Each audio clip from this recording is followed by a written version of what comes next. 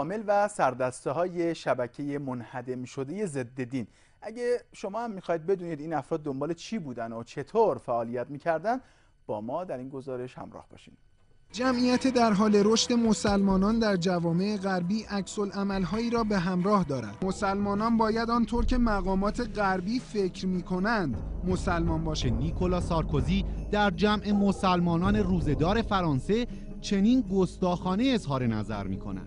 هموطنان من، شما قبل از اینکه مسلمان باشید یک فرانسوی هستید. سوال من این است که چگونه میتوانید هنگامی که ساعت 8 صبح یک فنجان قهوه نخورید و در حالی که نماز اجباری نیست وقت خودتون رو برای خوندن اون بیش از اندازه تلف میکنید؟ جمهوری اسلامی ایران به عنوان ام القری کشورهای اسلامی از اهداف اسلام ستیزان می شود تا با حجمه‌های تبلیغاتی دین ستیزانه در فضای مجازی اقشار مختلف جامعه ایران را مورد هدف قرار دهند تا سرمایه اصلی جامعه یعنی دین مداری از مردم سلب شود و به تبع آن آنچه را که در کشورهای اروپایی پیاده کرده بودند در ایران نیز دنبال کنند. بعدها این طرح اسمش گذاشته شد طرح اروپایی سازی اسلام. سایت‌های ضد دینی بیشتر تخریب دین بود. اسلام رو در واقع یک چهره دیگری رو ازش درست کنند برای مهاجرین که به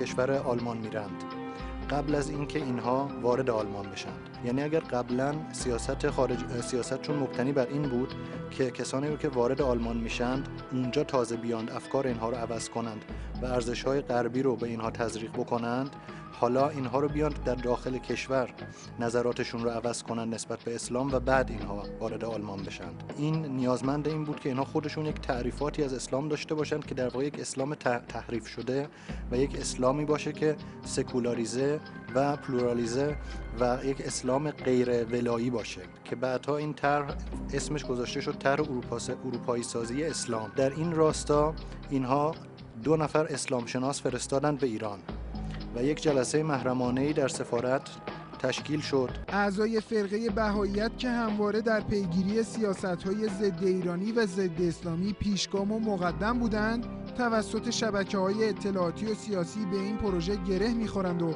بخش مهمی از این پروژه می‌شوند تا شاید بتوانند از این راه ضربه‌ای را به کامل‌ترین دین آسمانی وارد آورند. و از همین جاست که عملیات گسترده دین ستیزانه از چتروم ها کلید میخورد. اسفند 87 بود. سراغ چتروم های یاهو میرفتم. در درجه اول یه جایی بود به نام 360. از اونجا وارد شدم تا اینکه یک سری دوستایی پیدا کردم. اون ابتدا بیشتر توی روما توی برنامه چت یاهو مسنجر میرفتم. تو یاهو مسنجر با هم در ارتباط بودم. وارد اینترنت شدم و اولین کاری هم که کردیم ساختن آیدی یاهو بود. اهداف سایت‌های ضد دینی بیشتر تخریب دین بود و بحثاشون هم شبهه افکنی با قصد ضربه زدن، سوس کردن اعتقادات مردمی، ترویج افکار مارکسیستی، مبارزه با ادیان الهی، شبهات دینی ایجاد می‌کردن. تو کوچه یا خیابون این افکار رو ترویج بکنیم، بتونیم یک زنجیره درست بکنیم.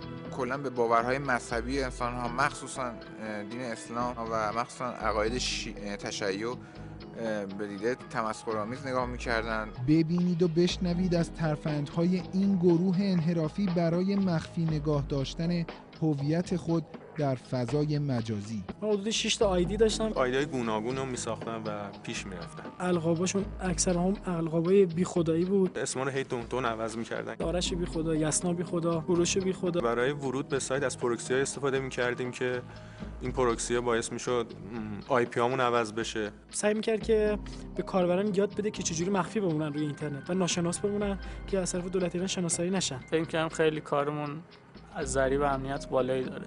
قابل ذکر است که از همان آغاز و ابتدای فعالیت این گروه در سایت ها مجاهدان خاموش کشور تحقیقات را شروع کرده، اما به واسطه کدگذاری و رمزنگاری هایی که این حلقه در انجام فعالیت هایشان انجام میدادند هیچگاه تصور نمی کردند که روزی در دام اطلاعاتی چشمان بیدار حافظان این مرز و بوم گرفتار آید.